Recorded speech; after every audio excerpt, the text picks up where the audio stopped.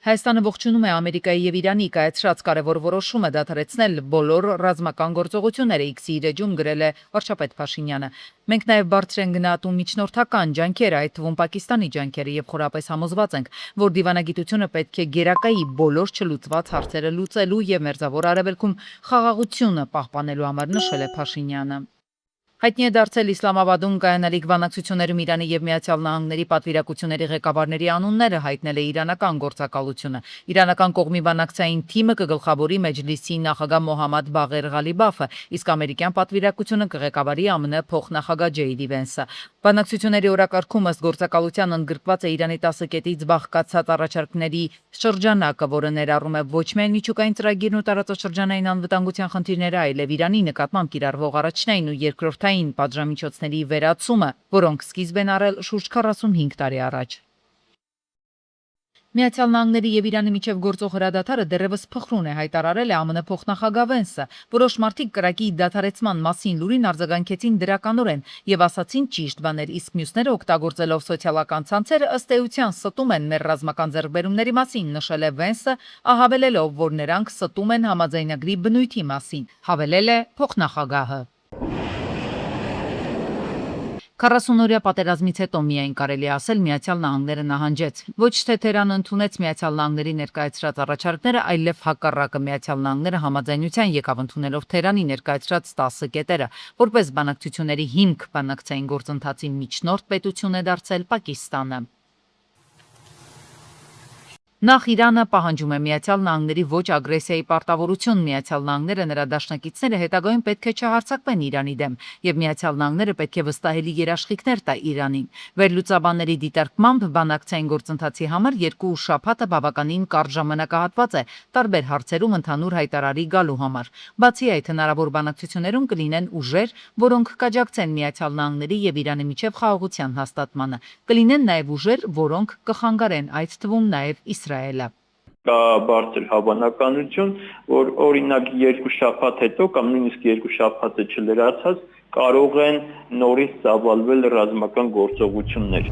Իսրայելի համար էգզիստենցիալ վտանգ է, սպառնալիք է։ Դրա համար բարդ է պատկերացնել, որ իրենք այս տարբերակը կնախընտրեն կամ այդ պայմանները կյանքի կկոչեն։ Իրանի պահանջն է նաև շարունակել վերահսկողությունը Հորմուզի նեղուցի վրա, պահպանելով ինքնիշխանության եւ գործառնական վերահսկողություն ռազմավարական շրջուղու վրա։ Միացյալ Նահանգները պետք է ընդունի Իրանի միջուկային հարստացման իրավունքները։ Միացյալ Նահանգները պետք է պաշտոնապես ճանաչի Իրանի ուրան հարստացնելու իրավունքը իր քաղաքացիական միջուկային ծրագրի համար։ Որպես հիշեցում, Իրանը գոնե թե վերջին 10-15 տարիների ընթացքում երբեք չի հայտարարել, որ ցանկանում է ունենալ միջուկային զենք։ Բանակցային գործընթացի կետերի մեջ մտնում են նաև ամերիկյան առաջնային եւ երկրորդային պատժամիջոցների վերացումը, պատերազմի վնասների համար փոխհատուցում, պատերազմի ամբողջական մշտական ավարտ, այդ թվում Լիբանանում Հեզբոլլահի դեմ իսրայելական հարձակումների դադարեցում, Միացյալ Նահանգների մարտական ուժերի դուրսբերում տարածաշրջանից ամերիկյան ռազմական ներկայության հեռացում Մերձավոր Արևելքի բազաներից։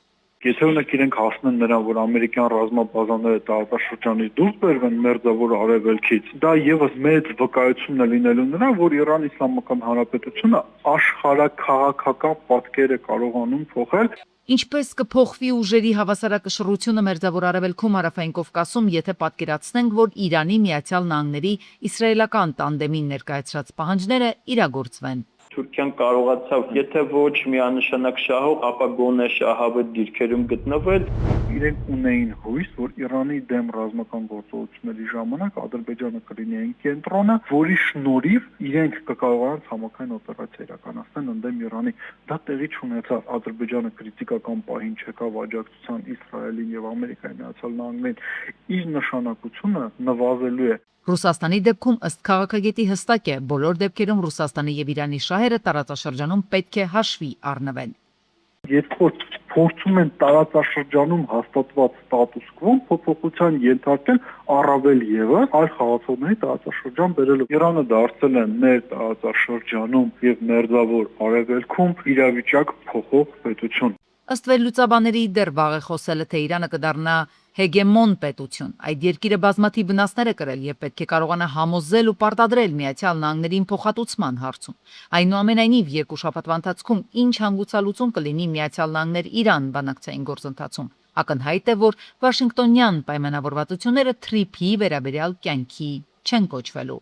Այդ trip նախագծի մասին երբ որ խոսում ենք, երևի արդեն կարելի ասել RIP trip։ Ըստ վերլուծաբանների Իրանի հնարավոր շահեկան դիրքում կամ հաղթողի դերում հայտնվելը դժվար թե թույլ տա այդ երկրին ազդեցություն ունենալ օրինակ հայաստանյան ներքաղաքական իրավիճակի վրա։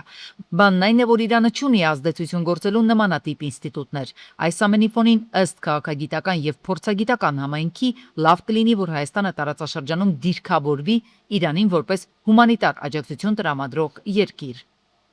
Իրանի ժողովուրդը հավատում է իր երկրի հաղթանակին, կանգնած է պետության թիկունքին։ Չընկրկեց թեկուզ եւ զոհվեցին երկրի տարբեր առաջնորդներ, հրամանատարներ։ Մի ամբողջ ժողովուրդ նույնիսկ պատրաստ է զոհաբերվել, ամուր կանգնելով ու պահելով Իրանի տարբեր հատվածները, քաղաքներն ու գյուղերը միմյանց կապող կենսական կամուրջները։ Գյորջյան Կասկադ 60 ամիս փուլային վճարում բազմաթիվ առավելություններ։ Ադրբեջանի նախագահը Բաքու ժամանած ղազախական պատվիրակության հետ քննարկել է տարածաշրջանային տրանսպորտային նախագծեր, այդ թվում Թրամփի ուղու իրագործման, ինչպես նաև երրորդ երկրներում համատեղ ադրբեջանա-ղազախական ներդրումների հնարավորության հեռանկարների մասին, գրել են ադրբեջանական լրատվականները, հղում անելով Ալիևի մամուլի ծառայությանը։ Նշում են, որ Ղազախստանի արտգործնախարարը եւ տրանսպորտի նախարարը Ալիևի հանդիպան ընթացքում ընդգծել են այն դերակատարությունը, որն ունեն Հայաստանը եւ Ադրբեջանը հարաբերությունների կարգավորման գործում, ինչպես նաև Հայաստանի տարածքով անցնող թրիփ նախագիծը տարածաշրջանային համագործակցության եւ տրանսպորտային կապերի տեսանկյունից։ Վրաստանի եւ Ռուսաստանի հետ արտահանման խնդիրները նոր երևույթ չեն։ Դրագրողների հետ ճեպազորույցի ժամանակ նշել է պետնախագահ Էդուարդ Հակոբյանը։ Լարսով որոշ ապրանքների արտահանումը առնչվում է ֆիտոսանիտարական պահանջների խստացման կամ թուլացման հետ, ինչպես նաև ապրանքի նշման սխալների։ Նա ընդգծել է, որ խնդիրները կառավարելի են եւ բիզնեսին խորհուրդ է տվել հետևել կանոններին։ Նախագահը հավելել է, որ նման իրավիճակներում բանակցություններ վարելը բարդանում է, բայց անցած տարվա խնդիրները լուրջ չեն պատճառել տնտեսությանը, քանի որ հաջողվել է լուծումներ գտնել ռուս եւ վրացի գործընկերների հետ։ Երկու հիմնական խնդիր ենք օրինակ անցած տարի արձանագրել, լինում են դրվագներ, որ այդ ապրանքականակները չեն համապատասխանում այդ պահանջներին, լինում են դրվագներ, որ օրինակ ռուսական գործընկերների կողմից հարց է բարձրացվում, թե ինչու օրինակ չի նշվում կամ պատշաճ չի նշվում այն տնտեսվարողը, որին մատակարարվում է տվյալ ապրանքը։ Այս երկու խումբ խնդիրներն են, որպես այդպեսին սովորաբար օրակարգում։ Արտոնյալ պայմաններ ոսկեգործության ու ադամանդագործության ոլորտների ընկերությունների համար։ Խորհրդարանում քննարկվել է օրինագիծ, որով առաջարկվել է փոխել ոսկե իրերի եւ թանկարժեք քարերով պատրաստած արտադրանքի ավելացված արժեքի հարկման մեխանիզմը։ Ենթադրվում է, որ թանկարժեք զարդեր արտադրողների համար ավելացրած արժեքի հարկը կհաշվարկվի ոչ թե ամբողջ վաճառքի գնից, այլ միայն աշխատանքի եւ շահույթի, այսինքն հարկվելու է բացառապես նոր ստեղծված արժեքը առանց հումքի արժեքը ներառելու։ Հեղինակների խոսքով այս փոփոխությունը նպատակ ունի վերացնել անհավասար մրցակցությունը եւ խթանել ոլորտի զարգացումը։ Ոսկյա զարդը, որը պատրաստելու համար ծախսվել է 100,000 դրամ։ Եվ այդ 100,000 դրամի մեջ մտնում են թե ոսկին, թե թանկարժեք քարերը։ Եվ այդ ոսկյա զարդը վաճառվում է, ենթադրենք 150,000 դրամով։ Հիմա մեր ներկայիս կարգավորումներով այդ 150,000 դրամի վրա մի հատ պետք է 20% ավելացված արժեքի հարկ գումարել եւ 150,000 դրամը կդառնա 180,000 դրամ։ Հիմա այս կարգավորումով 30,000 դրամ ավելացված արժեքի հարկի փոխարեն 10,000 դրամ է լինում։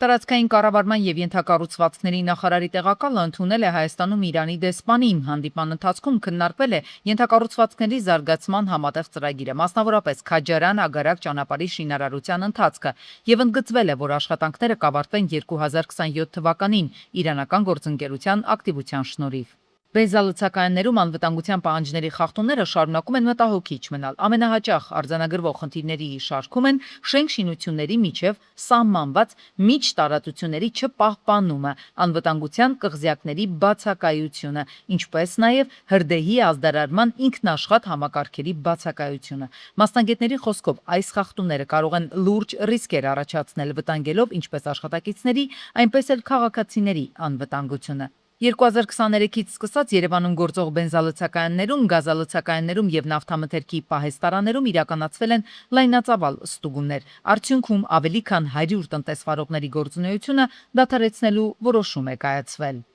Խախտումներ հայտնաբերելու դեպքում տնտեսվարողներին տրվում են կարգադրագրեր, այդ կարգադրագրերով հստակ սահմանվում են խախտումների վերացման ժամկետները։ Տեսչական մարմինը վերահսկում է, որ այդ ժամկետները պահպանվեն, ժամկետի ավարտից հետո տեսուչները պարտադիր այցելում են տեղում։ Նրանք ուսումնասիրում են, արդյոք խախտումները վերացվել են, թե ոչ։ Այդ գործընթացը իրականացվում է սահմանված կարգով եւ հերթականությամբ։ Կարևոր է, որ տեսչական մարմնի այցելությունը պարտադիր է։ Այն չի կախված տնտեսվարողի դիմելու հանգամանքից, այսինքն ստուգումը կատարվում անկախ դիմում ներկայացնելուց։ Նպատակը ապահովել անվտանգության պահանջների լիարժեք պահպանում։ Թեպետ իշխանություն եկեղեցի լարված հարաբերություններում դադարի փուլը մի խումբ քաղաքացիներ դարձյալ այս օրակարգով բողոքի սիմվոլիկ ակցիա են իրականացրել ազգային ժողովի դարպասների առջև, աջակցություն հայտնելով հայ առաքելական Սուրբ եկեղեցուն։ Ակցիայի կազմակերպիչները հայտնել են, որ իրենք քաղաքական նպատակներ չունեն եւ չեն հետապնդում իրենց նպատակը բացառապես եկեղեցու ինքնուրույնության պաշտպանությունն է, հետեւապես նրանց խոսքով մեր ինքնությունը։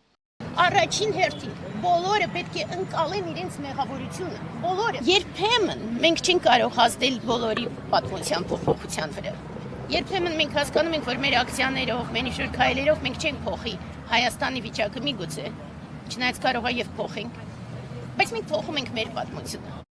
Հակակոռուպցիոն կոմիտեն ձերբակալել է Հայաստանի աշխատանքի եւ սոցիալական հարցերի նախկին նախարար Արտեմ Ասատրյանին։ Հակակոռուպցիոն կոմիտեից հայտնում են, որ իրենց մոտ քննվող քրեական վարույթի շրջանակում Հայաստանի քրեական օրենսգրքի տարբեր հոդվածներով նախատեսված հանցավոր արարքներ կատարելու մեղադրանքներով ձերբակալվել են մի շարք անձինք, այդ թվում ԱՅՈ նախկին պաշտոնյաներ։ Հիշեցնենք, որ նույն գործի շրջանակում ձերբակալվել է նաեւ Պետգույքի կառավարման կոմիտեի նախկին ղեկավար Արման Սահակյանը։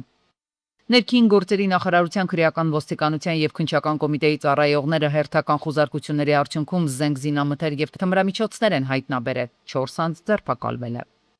Հանրապետության ամբողջ տարածքում առաջիկա օրերին սպասվում են ուժեղ քամիներ, այս առիթով Քրկարար ծառայությունը բնակիչներին հորդորում է ուժեղ քամու դեպքում խստիվ պահպանել անվտանգության կանոնները։ Ուժգին քամու դեպքում խորհուրդ է տրվում խուսափել բաց տարածքներից, ինչպես նաև փրկարարները հորդորում են լինել զգոն շինությունների մոտ չամրացված կամ թույլ ամրացված կառուցատարերից։ Եթե բաց տարածքում եք կամ ձեր տունը չի ապահովում բավարար պաշտպանություն, ապա արագ պետք է տեղափոխվեք անվտանգ վայր ու մնալ այնտեղ։ Փողոցում կամ բաց տարածքներում գտնվելու դեպքում պետք է հեռու մնալ էլեկտրասյուներից։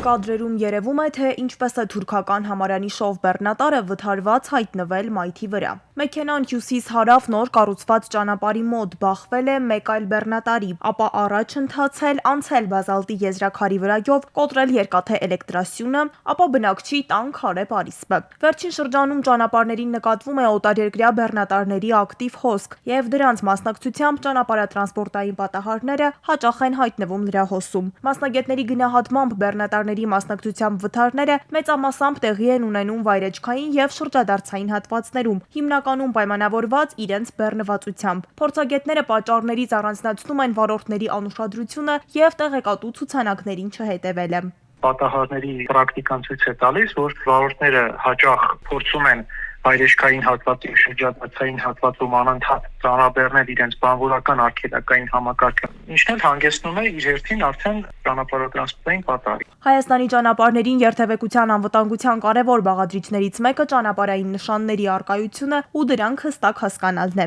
Մասնագետների խոսքով այդպիսի նշանները թե տեսքով, թե պատկերանշանով համապատասխանում են միջազգային չափանիշներին, այսինքն նախազգուշացնող նշանները միջազգային բեռնափոխադրումներ իրականացնող վարորդների համար պետք է անծանոթ չլինեն։ Փորձագետների դիտարկմամբ վարորդների հոգնածությունը եւս նպաստում է ճանապարհատրանսպորտային պատահարներին։ Ժամանակ էլ տեղանքին գուցե ծանոթ չլինի, արդեն նշանի անտեսելը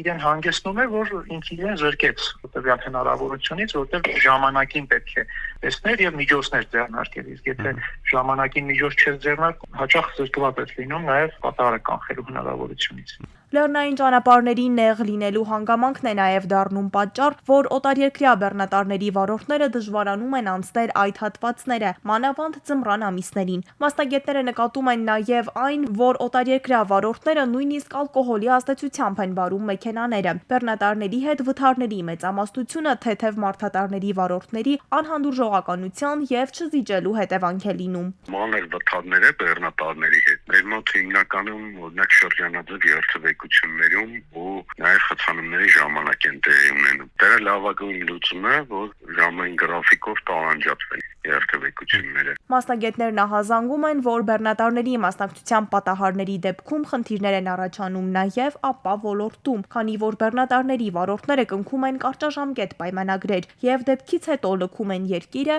ու վարորդից կամ ընկերությունից գումար գանձելը դառնում է խնդրահարույց։ Այսպիսով ճանապարհներին օտարերկրյա բեռնատարների աճող հոսքը բերում է ոչ միայն տնտեսական ակտիվության, այլև անվտանգության նոր մարտահրավերների։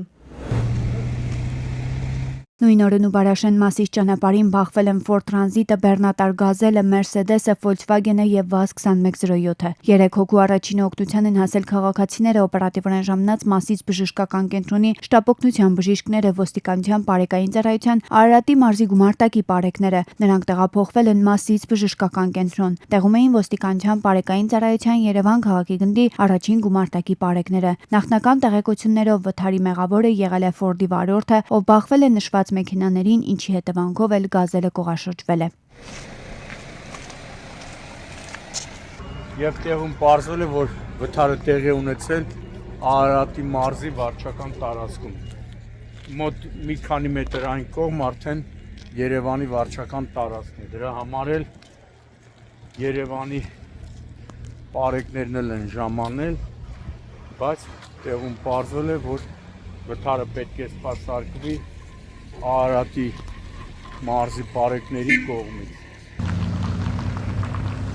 Ապրիլի 7-ին Լոռու մարզում Վանաձոր Ալավերտի ճանապարհին բախվել են 35-ամյա Անդրանիկի Mercedes-ը եւ 39-ամյա Յուրիի Lexus GX-ը, ինչի հետևանքով վերջինը կողաշրջված հայտնվել է երթևեկելի գոտում։ Վարորդները եւ Lexus-ի ուղևորը մարմնական վնասվածքներով տեղափոխվել են Վանաձոր բժշկական կենտրոն։ Օպերատիվորեն ժամանել են փրկարարության Գուգարքի շրջփրկարարական ջոկատի փրկարարները, ոստիկանության բարեկային ծառայության Լոռու մարզի գումարտակի առաջին վաշտի երկրորդ դասակի բարեկները։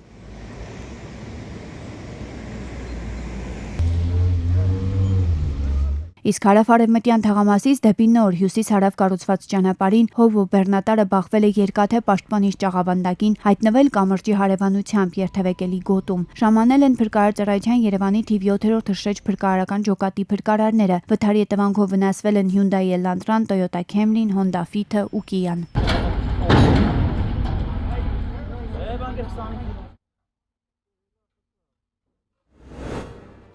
Կանայք սպորտում առանց սահմանների ու կարծրատիպերի Երևանում քննարկվել է, թե ինչպես է սպորտը փոխում մարդու կյանքը եւ ինչու այլևս չկա ոչ կանացի մարզաձև։ Այս ամենը ոլորտի մասնագետները, ԿԳՄՍ նախարարը, աշխարհի եւ Եվրոպայի չեմպիոն Նազիկ Ավդալյանը ու Հայաստանում ՄԱԿ-ի մշտական համակարգողը քննարկել են սպորտի կարեւորությունը կյանքում խորագրով պանելային քննարկմանը։ Կարծրատիպերի թեման շարունակելով Ժանա Անդրեասյանը Նազիկ Ավդալյանի օրինակն է ներկայացրել, հավելել, նա ցույց տվեց, թե ինչպես աղջիկները պետք է հետևեն իրենց ընտրությանը, անկախ հասարակական կարծիքից։ Իհարկե մենք շատ մեծ աշխատանք ունենք անելու եւ վստահաբար մեր համատեղ ծրագիրը նաեւ Տիկին Ավդալյանի հիմնադրամի հետ, որի շնորհիվ մենք կարծում եմ առաջին անգամ կունենանք կին մարզիկի անունով սպորտային համալիր, հենց Տիկին Ավդալյանի անունով սպորտային համալիր Շիրակի մարզում Քանիկում, լավագույնս կոգեշնչի մեր աղջիկներին գնալ այդ ճանապարհով։ Քննարկման ընթացքում բոլոր բանախոսներն են սպորտի զարգացումը առաջնային համարել, ու հենց այդ համատեքստում է, որ արդեն ընդունվել է 2024-30 թվականների զարգացման ռազմավարությունը, որը կարևորում է հատկապես մասսայական սպորտը ու երեխաների ներգրավվածությունը։ Այդ թյուրընկալումը, որ մենք անենք մեր միջից, մենք մտածենք, որ թերգույս ելնենք մի քանի տարի, մենք զբաղվում ենք սպորտով, ինչ է տվել այդ մի քանի տարին մեզ։ Պարտադիր չէ, որ մենք սպորտում հաջողություններ ունենանք, որ մտածենք, որ այո, դա մեր ուղին էր։ Քննարկման հստակ ուղերձը այն էր, որ սպորտի զարգացումը սկսվում է մտածելակերպի փոփոխությունից եւ շարունակական աջակցությունից։ Իսկ Շիրակի մարզի Փանիկ համայնքում արդեն մոտ ապագայում կկառուցվի Նազիկ Ավդալյանի անունը կրող նոր սպորտային համալիր։ է։